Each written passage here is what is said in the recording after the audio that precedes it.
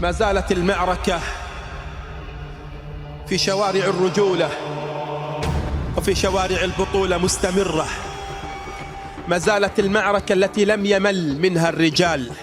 اثيوبيا النهارده مارست واحدة من أبشع الجرائم اللي ممكن يتم ارتكابها بحق الشعب السوداني الشقيق، تضليل وصفعة كبيرة حقيقة لنظام البزراميط في مصر، والضحية كالعادة الشعب المصري. على ضفاف النيل في مصر استيقظ الناس على مشهد لم يألفوه منذ عقود، مياه هادرة تغرق أراضي ومنازل. أسوأ فترة في تاريخ مصر. مشاهد وثقتها عدسات مواطنين تظهر الناس وهم يصارعون لإنقاذ ما يمكن إنقاذه فيما ترتفع المياه لتحاصرهم. تقول لي ده خير، اصبر على رزقك. ده نتيجة ليه؟ إن اثيوبيا قررت فجأة تفريغ مية اللي موجودة. اثيوبيا قررت تفتح 4 مخارج من سد النهضة فجأة مرة واحدة وبدون إخبار دولتي المصب مصر والسودان. النهارده يا جماعة تتويج تاريخي للقوة الناعمة المصرية. بس ما تورونا بركات الدبلوماسية بتاع السيسي دي وقوته الناعمة في أزمة سد النهضة. مصر النهارده خدت ختم الأمم المتحدة على إنه هي منارة القوة الناعمة في العالم، مش في المنطقة بس. ليه ما استخدمش السيسي سحره الخاص وقوة مصر الناعمة وكنا خدنا ختم على السد النهضة؟ يا ويحنا والله، يا ويحنا والله. نحن نقف هنا في سد النهضة الإثيوبي بعد أن أعلنت إثيوبيا انتهاء العمل في هذا السد بنسبة 100%، وأن البحيرة قد امتلأت تماما. مين بقى اللي ادى لأثيوبيا 10 سنين كاملة وأكتر عشان تكمل السد وفضل يقدر شعب مصر؟ هم أكدوا لنا، والتأكيد هنا مش لازم يتكرر كل شوية. في يوم التدشين لم تتأخر الحكومة المصرية في الرد والتعبير عن الرفض للإجراء الإثيوبي، فتوجهت إلى مجلس الأمن وقالت مصر في بيانها للمجلس: ليه الجيش المصري بتسليح كتير وليه بيجيب سلاح وهنفضل نجيب سلاح؟ هل هذه الأمة التي بشر بها النبي صلى الله عليه وسلم أمنك وسلامتك مسؤول عنها القائد الأعلى للقوات المسلحة والجيش المصري العظيم؟ رغم كل المساعي الواهية لمنح السد الإثيوبي غطاء زائفا من القبول والشرعية، إلا أن السد يظل إجراء إحاديا مخالفا للقانون والأعراف الدولية. هل هذه أمة خالد بن الوليد؟ هل هذه أمة صلاح الدين الأيوبي؟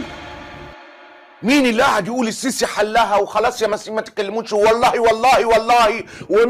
مين اللي قاعد ينيم المصريين اكتر من 10 سنين لحد ما اثيوبيا كملت السد؟ هو ده السؤال. احنا في تفاوض بيننا وبين بعض عشان نحقق المصلحة المشتركة بيننا. هل هذه أمة الرجال وأمة العظماء؟ تمام فندم. مقدم مقاتل محمد ابراهيم زويل، قائد خط السمك فندم. هل هذه أمة المعتصم الذي حرك جيشه في سبيل الله؟ والله والله والله لن نقوم بأي ضرر. هل هي هذه الأمة أمة الجهاد وأمة الشهادة وأمة المعارك وأمة المعمعات وأمة الشهداء وأمة الاستشهاديين وأمة الصحابة؟ محدش يجرب مصر، محدش يجرب مصر ويحاول يهدد أشقائها. ده ما فيش حد جرب مصر وما استمتعش بطعمها، قسما برب لا بقولها وقلبي يقطر دما. مارست القاهرة أقصى درجات ضبط النفس، واختارت اللجوء للدبلوماسية والمنظمات الدولية بما فيها الأمم المتحدة. ولكن والله إنها سنة الاستبدال، أراها بعيني، إنها سنة الاستبدال. إحنا دولة بنسلح جيشنا وبنخليه في قمة الجاهزية من أجل إيه؟ إنها سنة الاستبدال، أمام أعيننا نراها حقيقته، مش من أجل الحرب. أين نحن؟ أين قوتنا؟ أين هذه الأعداد التي لو أرادت أن تغطي الشمس لغطتها؟ أين الجيوش التي نملكها؟ وأنا مش بتاع حرب دلوقتي، واثيوبيا بتسخر منك ومكمله والسد زي الفل، واكتمل السد وتم افتتاحه وتشغيله. رايحين يقولوا ايه بقى المصريين بتوع القوى الناعمه؟ سوف نلجأ لمحكمة العدل الدولية. طيب مصر بتشتغل ازاي؟ تقدر تقول ان في مواجهة سياسة الحافة دي بتاعت اثيوبيا، مصر بتتعامل بسياسة اللي هي سياسة التطويق. وإن أعظم سنة يعاقب الله بها هذه الأمة أن يستبدلها، فنحن اليوم نستبدل أيها الناس. اللي تسبب في السد ده قبره ان اتعرف مكانه هيبقى مزار سياحي عالمي للبصق والتبول. ماذا بعد ذلك؟ هل هو الوهن؟ وعدد المصائب إن كنت تعيش. ياما في الجراب يا حاوي. العرب الجديد، مصر تتحرك ضد اثيوبيا قانونيا بسبب فيضانات نهر النيل. لا يا راجل. وما أكثر مصائبنا في هذا الزمان، ولن يعيد العزة لهذه الأمة غير الجهاد في سبيل الله. إنه لما الدولة دي بتعوز حاجة بتعملها، ولما الدولة دي بتختار صح بننجح، ولما كل مؤسسات الدولة بتشتغل وبتنصهر على قلب رجل واحد بتجرد وإخلاص بننجح. بلد تعيش على الأكاذيب والأراجيف. الحكومة المصرية حذرت المواطنين من استمرار ارتفاع منسوب المياه حتى نهاية أكتوبر الجاري، ودعت إلى الإخلاء الفوري لمنازل وأراضٍ بعد تضرر مناطق واسعة في محافظتي البحيرة والمنوفية بدلتا النيل. وده يعمل مشكلة كبيرة جدا، لأن أنت مش جاهز ومش مستعد. بتكلم على السودان طبعا، إحنا الحمد لله بفضل الله جاهزين. فإن كنا عظماء حقا، وإن كنا مشايخا أو علماء أو حكاما أو جيوشا، لن نجد حلا لهذه الأمة إلا الجهاد في سبيل الله. محدش يجرب مصر ويحاول يهدد أشقائها، خاصة لو أشقائها طلبوا إن احنا نبقى موجودين معهم. أظن دي إيه العبقرية دي كلها؟ تحياتي. والله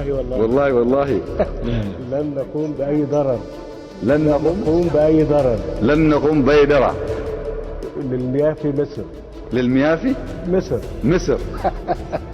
ده أنت فكرت ورتبت كل حاجة تمام. فاكرين أنا حاسبها يعني ولا حاجة ولا إيه؟ لا والله. ما عنديش استعداد إن أنا أتنازل حتى عن الكرافتة اللي أنا لابسها. محدش يجرب مصر. رايحين يقولوا ايه بقى المصريين بتوع القوى الناعمة؟ سوف نلجأ لمحكمة العدل الدولية. أقول لك على حاجة، نصيحة مني يعني، موضوع المؤتمر ده يا ريت تعمل له ديليت من دماغك.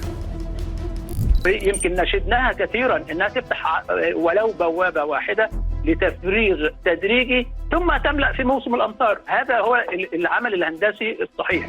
قال لك اهو عملت اللي عليا اهو، انا بعت لك 750 مليون متر في اليوم، انا كنت ببعت لك 300، دلوقتي بعت لك 750. احنا الحمد لله بفضل الله جاهزين لاي كميات ميه. تاني بقول لاي كميات ميه بفضل الله، لان عملنا مشروعات وعملنا شغل يستوعب هذا الامر. مش ده دليل ان احنا عايزين مصلحتكم مش واكلين حقكم؟ خيرا تعمل شرا تلقى، يعني نموت نفسنا يعني؟ رضي الناس او لم يرضوا، لا حل لهذه الامه الا الجهاد ورفع البنادق في سبيل الله، فلا يفل الحديد الا الحديد.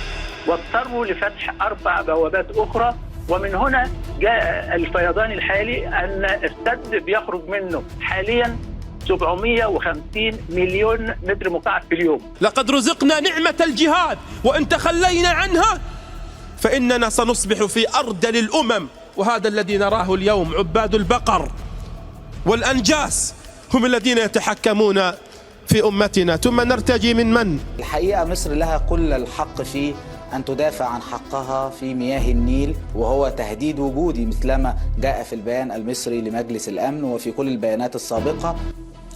ده رغم ان مجلس الامن الدولي قبل كده قال لك، او المجلس الامن قصدي، قال لك ارجعوا للاتحاد الافريقي، انا ما عنديش حل ليكم. مش انت رحت له قبل كده؟ قال انت غبي.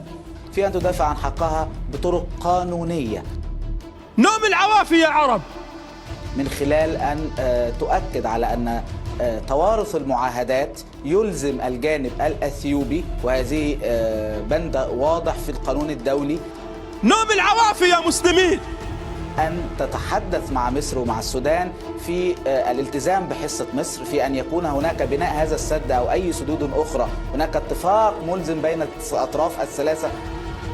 نوم العوافي يا حكام، نوم العوافي يا علماء ويا مشايخ. مصر ستدعو مجلس الأمن لمحاولة التدخل لكي توقف هذا العمل الخطير. هنبدأ لفة جديدة تاني على المنظمات الدولية عشان نشوف حل للأزمة، عشان دبلوماسية السيسي الناعمة تقريبا ما جت هنا وخشنت. اللي حاصل النهاردة هو شيء مفيد جدا لمصر ومفيد جدا للسودان، إنه مصر عداها العيب وأزح. رايح تاني للأمم المتحدة أهو، ده كان ردهم سد النهضة، مجلس الأمن يرد على مصر والسودان، اذهبوا إلى الاتحاد الأفريقي. إن أنا وصلت للمرحلة إن أنا بشاهد المجتمع الدولي كله. امشي أنا، امشي غور، امشي. مصر متمسكة بأعمال القانون الدولي وتحتفظ بحقها في اتخاذ كافة التدابير المكفولة بموجب القانون الدولي للدفاع عن المصالح الوجودية لشعبها.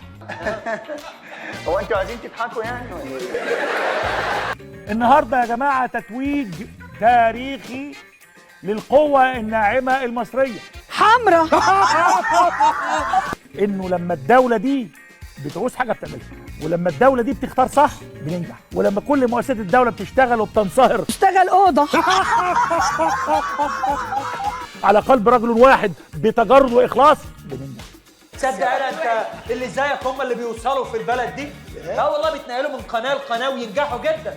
حيث ان الرئيس الاثيوبي ابي احمد اعلن ايضا ان اثيوبيا تنوي بناء سدود اخرى. صبح واحد صباح بيصبح من محافظه القليوبيه على كل الناس اللي موجوده في قلب المنطقه دي.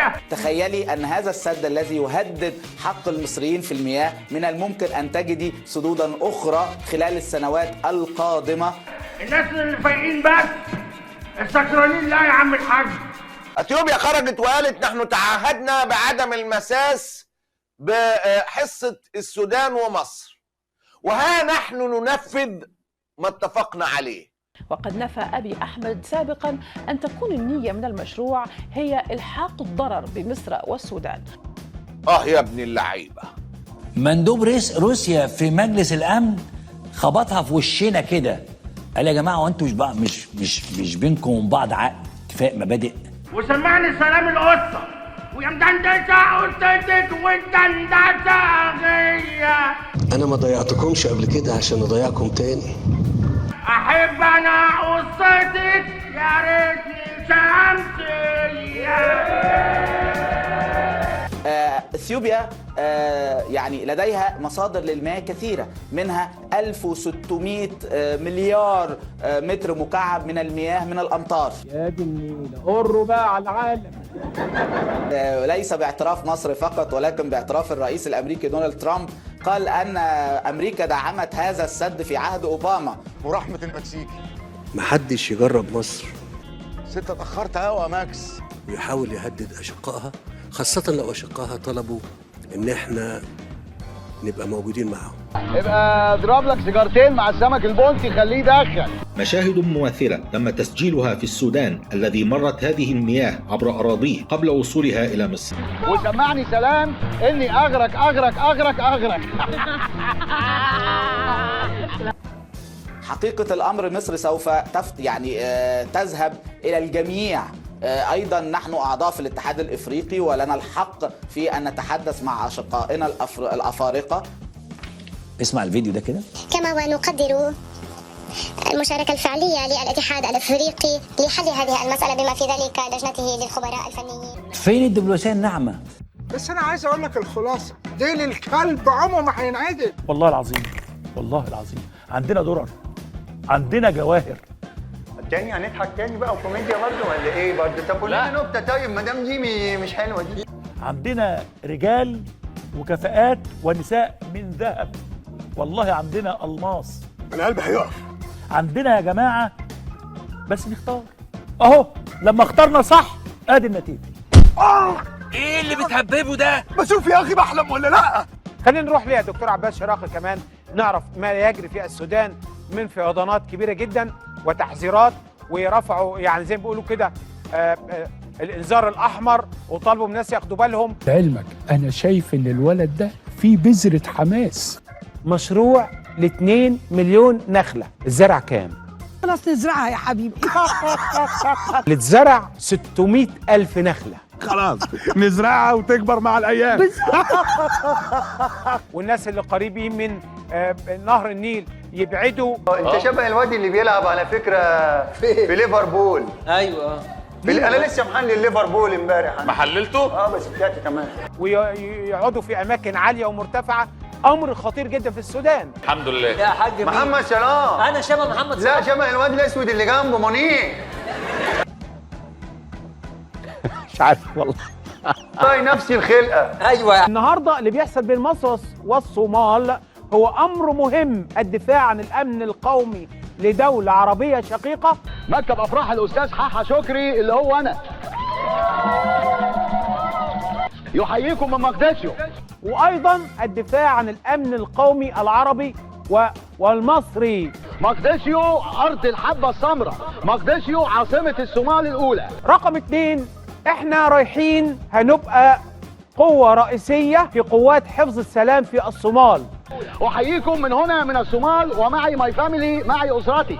رايحين بعدد هائل من ابطالنا، رايحين في قوة حفظ السلام موجودة في الصومال. حضرات الساده الافاضل القوات الحكوميه، ابدع ناس القوات الحكوميه. والصومال طلبت من الاتحاد الافريقي، ومصر دعمت هذا الامر ودعم كبير جدا لموقف الصومال. 100 المتمردين 100 وان شاء الله هتتصالحوا مع بعض وهتبقوا زي السمنه على العسل، وهيبقوا المصريين هم اللي صالحوا الصوماليين. المصريين هم اللي صالحوا الصوماليين. في الوقت اللي فيه السيسي قاعد على مأدبة عشاء مع ملك الدنمارك، كان الرئيس التركي رجب طيب أردوغان بيعمل مصالحة تاريخية بين الصومال وأثيوبيا. الصومال خلال السنتين الثلاثة اللي فاتوا تعرضت لمشاكل من جانب اثيوبيا. ولو تتذكروا العبد الفقير لله في تلك اللحظة قلت لحضرتك عن معلومة مؤكدة أن الصوماليين لا يثقون قيد أنملة في المجرم. أما الآن حضرات السادة الأفاضل، فمع مطرب الصومال الأول، مع المطرب اسمه إيه؟ فيزو. مش عيب فيزو دي؟ احنا هنا في الصومال. احنا مش هنسمح ان حد يهدد الصومال، ومش هنسمح ان حد يمس الصومال. وانا بقول الكلام ده بمنتهى الوضوح، محدش يجرب مصر. وقصة بقى محدش يجرب مصر والصومال والبتاع الهمبكة الكاذبة، جاء بقى الرئيس أردوغان وخلاهم يصالحوا بعض. محدش يجرب مصر. مرضيش يسمعني مغرور. محدش يجرب مصر. كل ما نكلم اثيوبيا يقول لك هو كان ده عبيط اللي مضى، ده عبيط ولا احنا شربناه حاجه اصفره. مرضيش يفهمني مغرور. محدش يجرب مصر. مرضيش يسمعني هسيبه للأيام. سد النهضة الإثيوبي هو الأكبر من نوعه في كامل إفريقيا، وهي تعلم